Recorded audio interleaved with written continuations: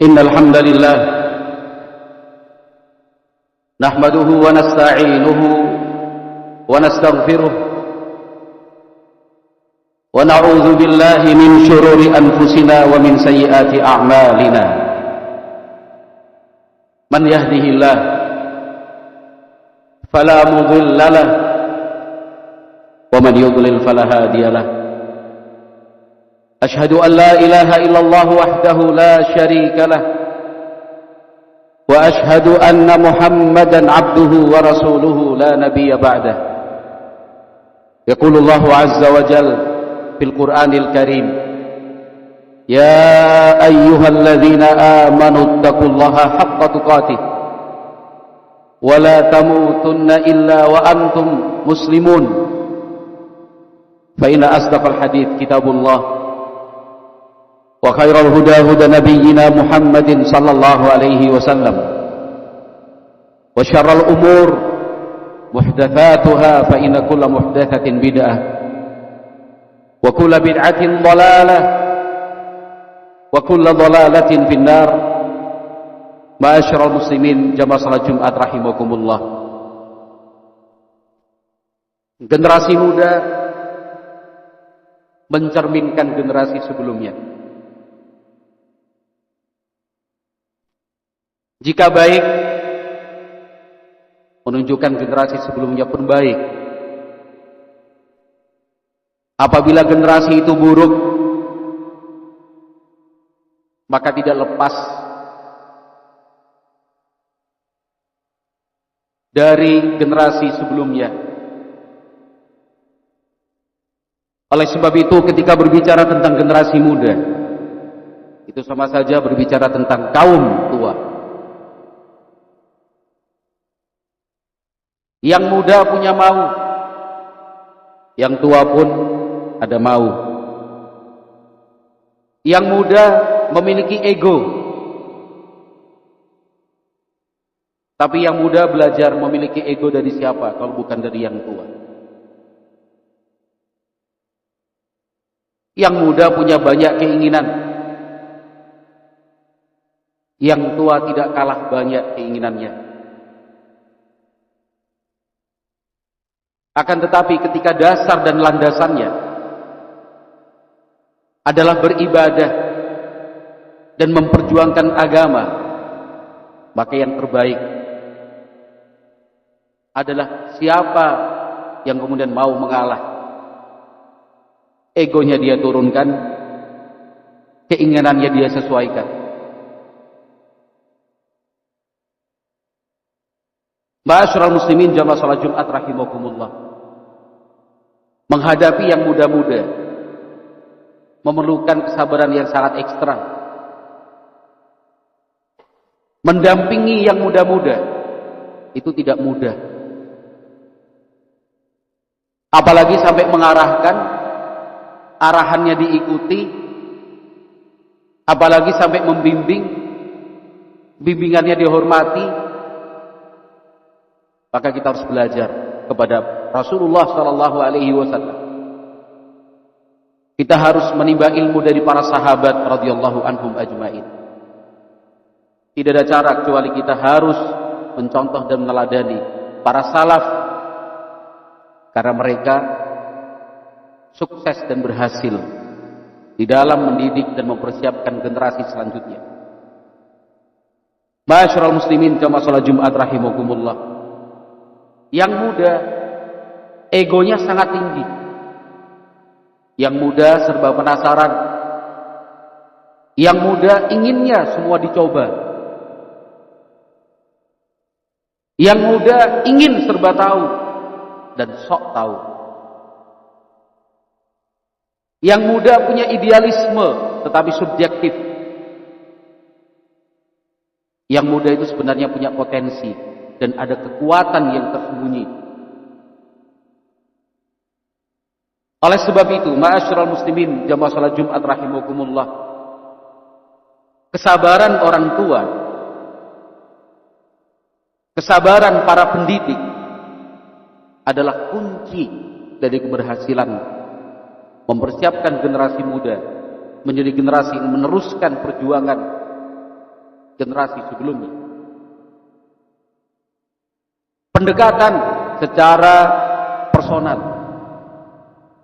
komunikasi lebih dengan cara yang pribadi dan privasi, itu sangat bernilai. Dan itu dilakukan bukan hanya kepada anak-anak muda yang kita lihat penurut, berkomunikasi dan melakukan pendekatan tidak hanya untuk anak-anak muda yang kita pandang baik dan saleh.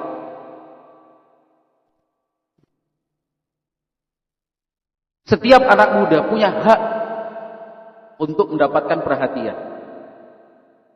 Setiap anak muda harus kita berikan waktu dan kesempatan. Setiap anak muda kita berusaha untuk membangun komunikasi dengannya. Apalagi anak muda itu berpotensi, dia pintar, dia pandai. Anak muda itu berasal dari keluarga yang baik-baik saja. Bahkan anak muda itu dari kecil kita kenal memiliki prestasi dalam hal agama. Dulu ketika masih kecil, pandai dia menghafal. Dulu ketika masih kecil, rajin dia belajar. Dulu ketika masih kecil, sudah senang untuk beribadah. Salatnya bukan hanya yang wajib, bahkan yang sunnah. Dari kecil dia terbiasa untuk berpuasa. Dari kecil dia akrab dengan majelis ilmu. Dari kecil dia senang untuk belajar agama. Tapi di masa remajanya, ketika mulai bergejolak batin dan jiwanya, ingin memenuhi semua rasa penasarannya, ingin mencoba semua yang pernah didengarnya. Akhirnya anak yang dulunya waktu kecil kita kenal baik, yang kita tahu rajin, yang kita paham dia pandai agama, bahkan hafalan Al-Qur'annya banyak, bahasa Arabnya bagus, mulai bergeser, menjauh dari majelis ilmu, malas untuk beribadah. Yang sebelumnya penurut menjadi pemberontak, yang dulunya mendengar tunduk, kini berani melawan orang tua, bahkan gurunya. Ma'asyiral muslimin jamaah salat Jumat rahimakumullah. Anak muda semacam ini pun itu berhak untuk mendapatkan perhatian. Bukan dijauhkan, tapi kita yang berusaha untuk mendekat dan mendekatkan. Bukan kemudian kita berharap pergi saja jauh sejauh-jauhnya, tapi bagaimana kita merangkulnya. Seorang ulama tabi'in bernama Maimun bin Mihran Abu Ayyub rahimahullahu ta'ala, kapasitas keilmuannya tidak diragukan. Para ulama ahlul hadis menfiqahkan beliau adalah murid dari para sahabat Abu Hurairah, Ibnu Abbas, Ibnu Umar dan yang lainnya. Beliau banyak meriwayatkan hadis dari Rasulullah sallallahu alaihi wasallam untuk kita. Seorang ulama tabi'in, lahir sekitaran tahun 40 Hijriah. Masih generasi terbaik umat ini. Generasi kedua emas setelah generasi sahabat. Karena di sana ada 3 generasi yang terbaik. Generasi sahabat, generasi tabi'in, generasi tabi'ut tabi'in. Maimun bin Mihran Abu Ayyub Ar-Raqi, seorang ulama dari kalangan tabi'in rahimahullah. Ahli ibadah. Dulunya beliau seorang budak, kemudian diberdekakan oleh tuannya. Beliau hidup di masa Bani Umayyah rahimahullahu ta'ala. Di antara keseharian yang beliau lakukan adalah kana muaddibu li auladi Umar ibn Abdul Aziz rahimahullah. Kita sama-sama tahu kan bahwa Umar bin Abdul Aziz, khalifah yang baik, pemimpin yang bijak, penguasa yang adil. Anak-anaknya pun adalah anak-anak yang baik. Yang laki-laki saleh, yang perempuan salihah. Anak-anak yang ketika ayahnya Umar bin Abdul Aziz yang waktu itu menjabat sebagai khalifah, sebelum meninggal dunia beberapa saat tidak meninggalkan harta warisan apa-apa. Karena Umar bin Abdul Aziz selaku orang tua berpesan kepada anak-anak, kalau kalian baik, sesungguhnya Allah Subhanahu wa taala pasti akan melindungi orang-orang yang baik. Tapi kalau kalian orang jahat, saya tidak mau membantu kalian berbuat jahat dengan meninggalkan harta untuk kalian. Umar bin Abdul Aziz meninggal dunia, anak-anaknya sukses. Tapi ada satu hal yang harus kita ketahui. Di balik itu ada seorang muadzib, ada seorang guru yang mengajarkan kepada anak-anak Umar bin Abdul Aziz ilmu-ilmu agama. Siapa? Maimun bin Mihran rahimahullahu ta'ala. Maka Maimun bin Mihran adalah seorang ulama sekaligus pendidik yang secara langsung berhadapan dengan murid-muridnya, memiliki hubungan yang baik, ada komunikasi yang lancar. Tetapi yang ingin saya sampaikan kali ini, ma'asyiral muslimin jamaah salat Jumat rahimakumullah, sebagaimana disebutkan dalam At-Thiqat lil Ijli rahimahullahu taala, bagaimana seorang ulama bernama Maimun bin Mihran rahimahullahu taala melakukan pendekatan kepada satu anak muda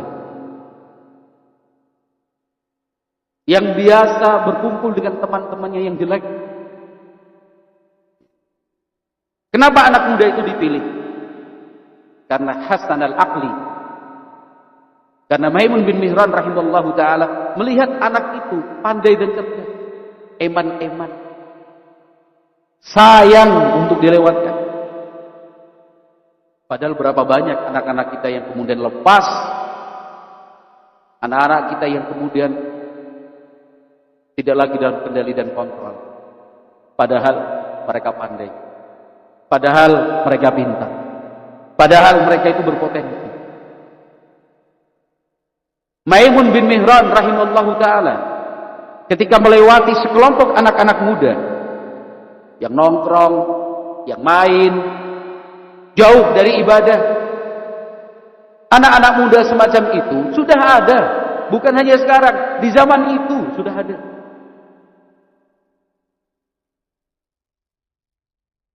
Maka kembali kepada kita, ayo kita cari, mari kita gali bagaimana dulu anak-anak seperti itu disikapi, bagaimana para ulama rahimahumullahu ta'ala memperlakukan. Maimun bin Mihran rahimahullahu ta'ala ketika melihat, kalau dalam bahasa kita itu memprofiling, dilihat, diteliti, dinilai anak ini, karena untuk semua sekaligus mungkin tugas yang tidak ringan, tapi satu disebutkan di dalam riwayat itu bahwa Maimun bin Mihran akramahu bil birri wabtada'ahu bis salam. Maimun bin Mihran rahimahullahu ta'ala itu yang lebih dahulu mengucapkan salam kepada anak muda itu. Padahal anak muda itu kalau kita bilang sekarang nakal, menurut bahasa kita sekarang itu sudah futur. Bukan dijauhi, dirangkul. Maimun bin Mihran itu yang pertama kali mengucapkan salam, bahkan wa akramahu bil birri, dikasih perhatian, diberi kebaikan, ditanya kabarnya, ditanya tentang keluarganya, itu dengan cara yang baik, yang lembut, dikasih perhatian, dikasih perhatian. Kadang-kadang kalau ada orang sakit, anak muda itu diajak, indana maridun idhab bina ilaih. Ada orang sakit, Ayo kita jenguk. Lain kesempatan kalau ada orang meninggal dunia, Maimun bin Mihran mengajak lagi anak muda itu. Ada orang meninggal. Ayo ikut saya, kita takziah. Dan hal-hal yang lain. Rupanya hal itu diketahui oleh teman-teman nongkrongnya itu. Mereka yang satu circle sebelumnya tahu. Mereka bertanya, kami lihat kok jalannya dengan Maimun bin Mihran. Ayya syai'in tasna'u ma'a Maimun bin Mihran? Apa sih yang kamu lakukan dengan Maimun bin Mihran itu? Oh, dia bilang begini, dia bilang begitu. Saya diajak begini, saya diajak begitu. Kalau anak muda itu sedang berkumpul dengan teman-temannya, Maimun bin Mihran jika melewati mereka seperti tidak melihat anak muda itu, lewat begitu saja berlalu. Tapi kalau sudah bertemu, laqiyahu wahda, kalau sudah ketemu sendiri, tidak ada teman-teman yang lain, disayangnya luar biasa, ditemui dan didoakan, dikasih ini, dikasih itu, dan diperhatikan.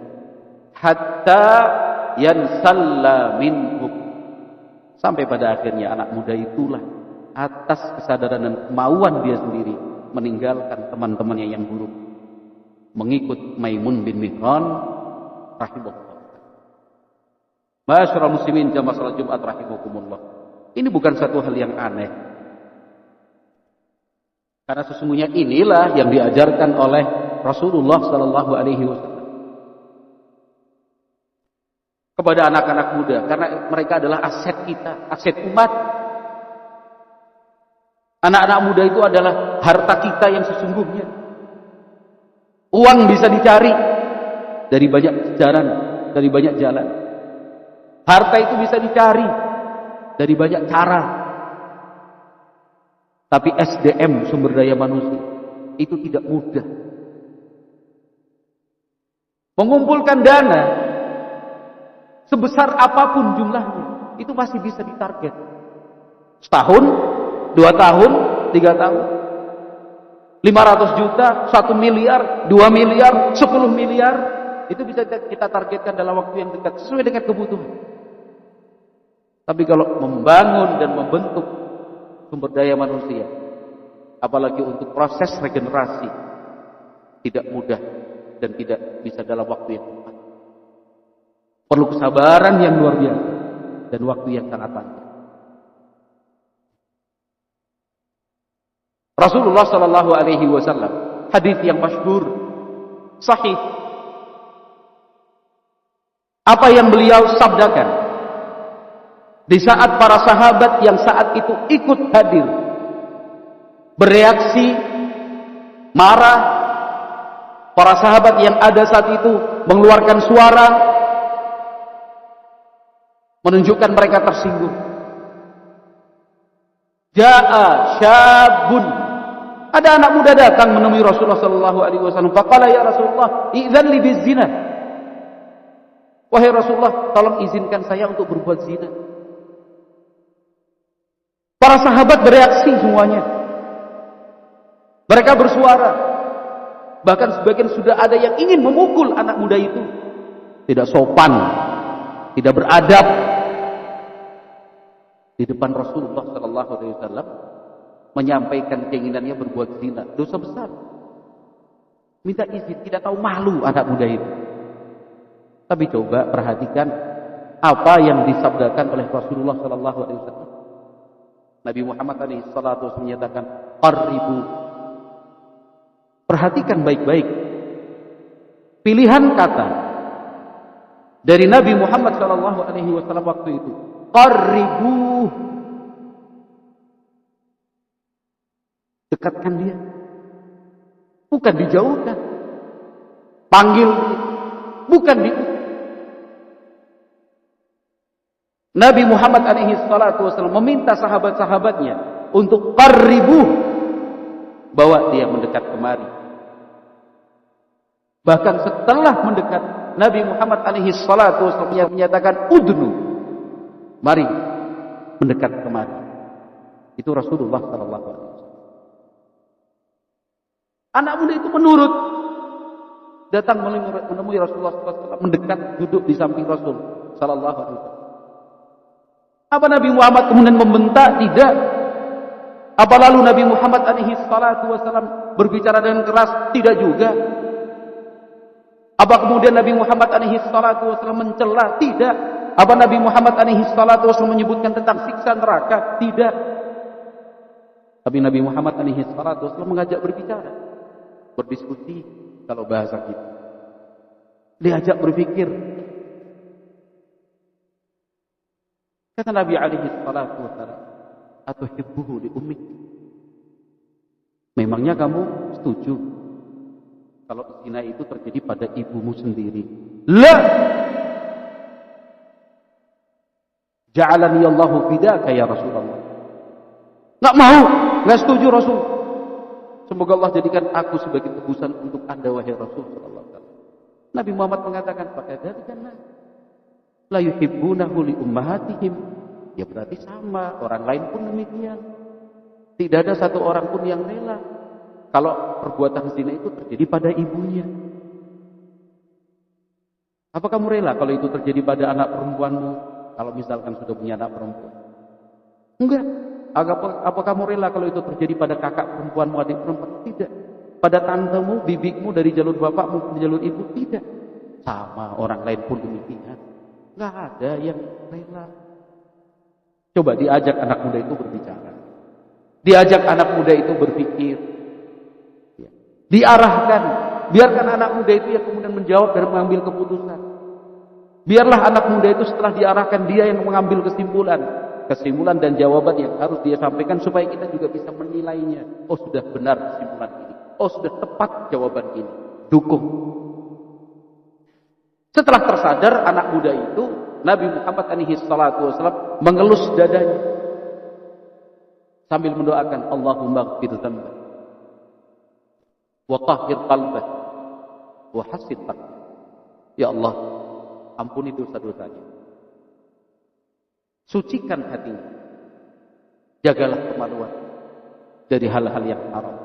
Sejak saat itu tidak ada yang lebih dibenci oleh si anak muda dari perbuatan zina. Rasulullah Sallallahu Alaihi Wasallam itu mengajarkan kepada kita seperti itu. Apalagi kalau anak itu berpotensi pintar. Kita lihat riwayatnya dari kecil berprestasi. Kita punya harapan-harapan. Dulu sempat harapan yang tinggi, tapi satu dan lain hal terutama syahwat, apalagi di zaman-zaman sekarang ini, godaan dan badai syahwat tak kencang. Bukan lagi anak muda yang menjadi korban, yang sudah tua bahkan renta pun banyak yang menjadi korban. Oleh karena itu, ma'asyiral muslimin jamaah salat Jumat rahimakumullah, marilah kita mencontoh dan meneladani Rasulullah sallallahu alaihi wasallam.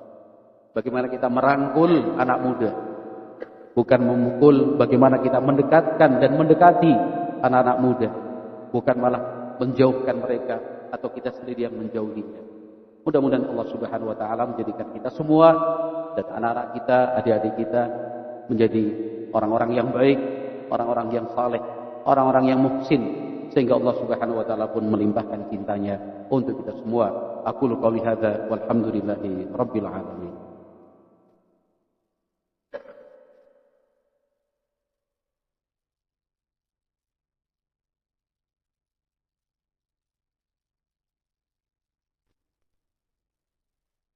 Alhamdulillah wassalatu wassalamu ala Rasulillah wa ala alihi wa sahbihi wa man wala. Ma'asyiral muslimin jamaah salat Jumat rahimakumullah. Agar kita bersabar supaya kita tabah dan tegar. Karena memperlakukan anak-anak muda itu berbeda dengan memperlakukan mereka yang sudah tua. Salah satu cara yang harus kita ingat bahwa kita pun pernah muda seperti mereka. Maka lihatlah mereka seperti melihat diri sendiri 20 tahun yang lalu, 30 tahun yang lalu, 40 tahun yang lalu, atau bahkan mungkin lebih, karena usia yang sekarang sudah cukup tua.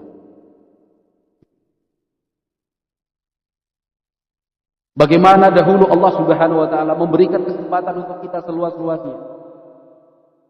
Apakah anak-anak muda zaman sekarang tidak pantas dan tidak berhak juga untuk diberi kesempatan memperbaiki diri, diberi waktu untuk kemudian berubah dan berbenah? Yang berilmu itu yang paling berkewajiban untuk membimbing. Yang telah menjadi orang tua harus menjadi yang paling bersabar dalam memperlakukan dan menghadapi anak-anak muda. Apalagi orang tua yang punya harapan. Dan harapan itu bukan harapan biasa. Harapan yang indah, harapan yang baik. Bukan kebahagiaan di dunia saja, tetapi harapannya adalah kebahagiaan di akhirat nanti. Bisa hidup bersama-sama dalam satu keluarga yang utuh di dalam surga.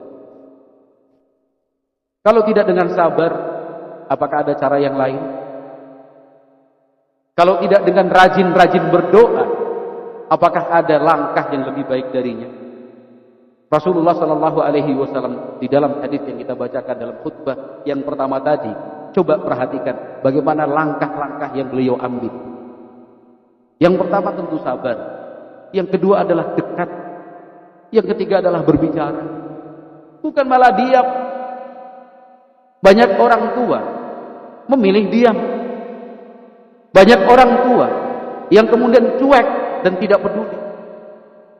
Banyak orang tua yang justru memutus hubungan. Banyak orang tua yang bahkan sampai mengusir dan tidak lagi menganggapnya sebagai anak. Apakah itu tuntunan Rasulullah SAW? Bukan. Apakah itu bimbingan dari Rasulullah SAW? Tidak. Hadisnya sudah jelas kita bacakan. Yang tidak kalah penting adalah bagaimana orang tua ataupun pendidik mengajak berpikir anak-anak muda itu supaya terbuka, bisa menilai dengan cara yang baik, dengan metode yang mudah dipahami, seperti yang dilakukan oleh Nabi Muhammad SAW. Dibayangkan kalau itu terjadi pada dirinya, apa yang akan dia rasakan? Kita buat aturan itu dilanggar. Sebelum dihukum, ajak dia bicara. Perasaanmu bagaimana? Kalau kau buat aturanmu dilanggar orang. Kalau kamu posisimu seperti saya, apa yang akan kamu lakukan? Tapi dengan baik. Di akhir hadis Nabi Muhammad SAW kan mengelus dada anak muda itu dan mendoakan. Ini doa seringkali terlewatkan. Kalaupun berdoa pada akhirnya doa yang isinya putus asa. Doa yang isinya mengatakan, ya Allah saya sudah nggak mampu lagi. Bukannya optimis, bukannya menyampaikan harapan-harapan, tapi sudah doa itu menyatakan bahwa saya sudah tidak bisa lagi, cukup sampai di sini. Maksudnya itu. Oleh sebab itu, ma'asyiral muslimin jamaah salat Jumat rahimakumullah, tidak henti-hentinya kita saling menguatkan untuk bisa bersabar terhadap anak-anak muda, apalagi yang memang berpotensi dan punya kelebihan yang Allah berikan. Mudah-mudahan kita juga tidak pernah bosan dan tidak pernah lelah untuk berdoa meminta kebaikan kepada Allah Subhanahu wa taala untuk generasi yang ada setelah kita. Karena kita percaya dan yakin bahwa di zaman yang akan datang tantangan mereka jauh lebih berat daripada tantangan yang kita rasakan di zaman yang sekarang.